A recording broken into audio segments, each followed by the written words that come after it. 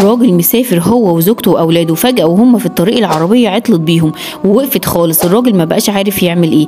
فجأة جت عربية ركنت جنبهم، نزل شاب عشان يساعدهم، بص على العربية كده قال له فعلا العربية مش هتتحرك، وقال له بص انت معاك اسرتك واولادك، انما انا مش معايا حد، خد عربيتي وصل اسرتك وهات ونش انقاذ وانا هستناك هنا. قال له انت بتتكلم بجد؟ هتديني عربيتك وانت لا تعرفني ولا انا اعرفك؟ قال له يا عم خليها على الله.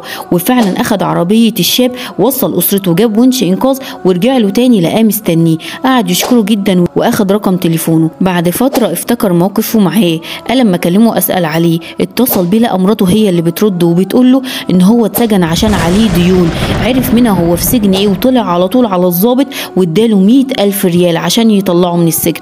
الضابط بعت للراجل وقال له ان في فاعل خير ساب له 100,000 ريال، قال له انا مديون ب3 مليون ريال، 100,000 ريال مش هتعمل حاجه وانتظر الجزء التاني.